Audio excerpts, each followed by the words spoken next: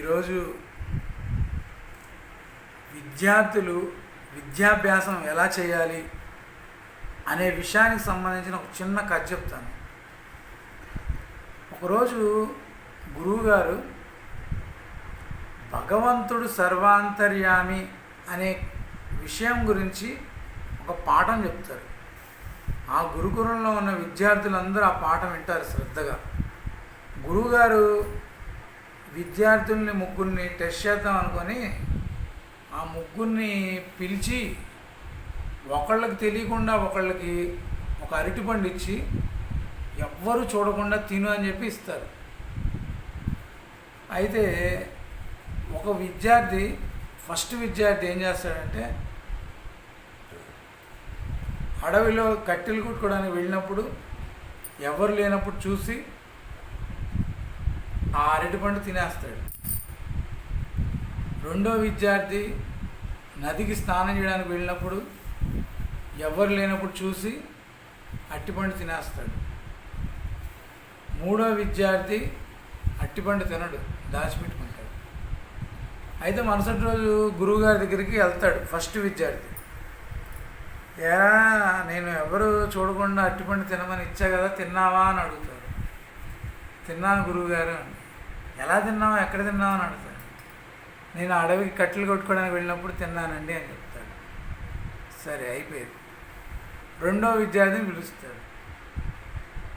నిన్న ఎవరూ చూడకుండా అరటిపండు తినమని ఇచ్చా కదా, తిన్నావా అని అడుగుతాడు. తిన్నానండి, నది స్నానంకి వెళ్ళినప్పుడు ఎవ్వలేరు, అక్కడ తిన్నానండి అని చెప్తాడు. తర్వాత మూడో విద్యార్థిని పిలుస్తాడు. నిన్న అరటిపండు ఎవరు చూడకుండా తినమన్నా కదా, తిన్నావా అని అడిగితే తినలేదండి గురువుగారు, అరటిపండు నా దగ్గర ఉంది, ఇదిగోండి అని అరటిపండు గురువుగారికి ఇస్తాడు. అదేంటి, ఎందుకు తినలేదంటే, గురువుగారు నిన్న మీరు పాఠం చెప్పారు కదండి, భగవంతుడు సర్వాంతర్యామి అని. నేను ఎక్కడికి వెళ్ళినా భగవంతుడు నన్ను చూస్తాడు కదండి, అందుకనే ఎవ్వరూ చూడకుండా తినడం కుదరదు కదండి, అందుకని అరటిపండు తినలేదండి అని చెప్తాడు.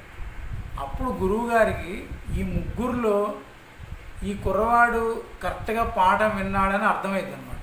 మనం ఎప్పుడైనా గురువుల దగ్గర విద్యను అభ్యసించేటప్పుడు కరెక్ట్గా వాళ్ళు ఏ పాయింట్ని చెప్పారు ఆ పాయింట్ని మనం గ్రహించాలన్నమాట. ఆ మూడో విద్యార్థి గురువుగారు చెప్పిన పాఠాన్ని విని మరుసటి రోజు ఆ పాఠాన్ని అతను ఆచరణలో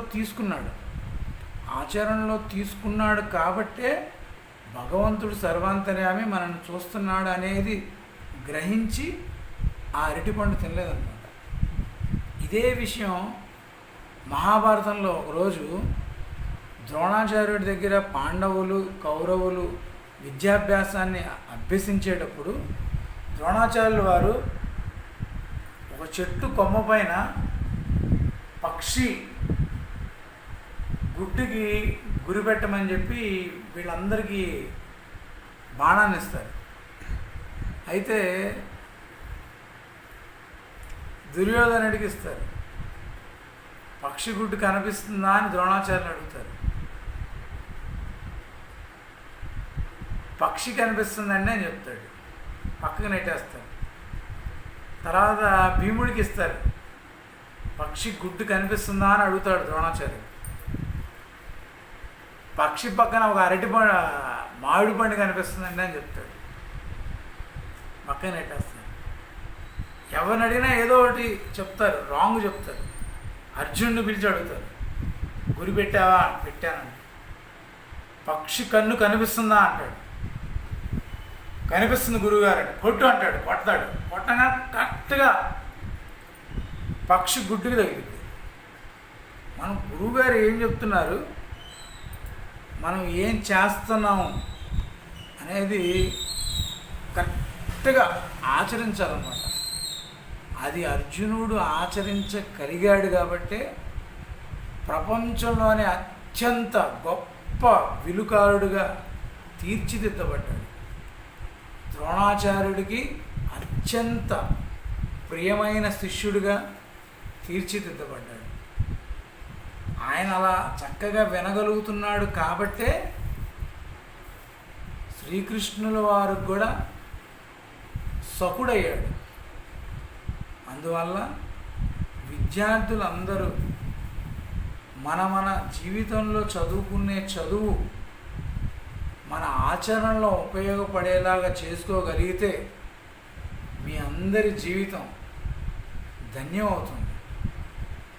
మనం పరమ పవిత్రమైన బృందావన క్షేత్రంలో ఉన్నాం. ఇక్కడ ఎన్నో గొప్ప గొప్ప మహాత్ములు లీలలు, శ్రీకృష్ణ లీలలు జరిగిన ప్రదేశంలో ఉన్నాం. అలాంటి గురువుల అందరి ఆశీస్సులు, ఆ శ్రీకృష్ణ పరమాత్ముని కరుణా కృప, ఆ రాధాదేవి కరుణా కటాక్షాలు నాపై ఎప్పుడూ వీస్తూ ఉండాలని, ఆమె కృప నాకు కలగాలని ఆ రాధాదేవిని ప్రార్థిస్తున్నాను. జై జై శ్రీరాధ.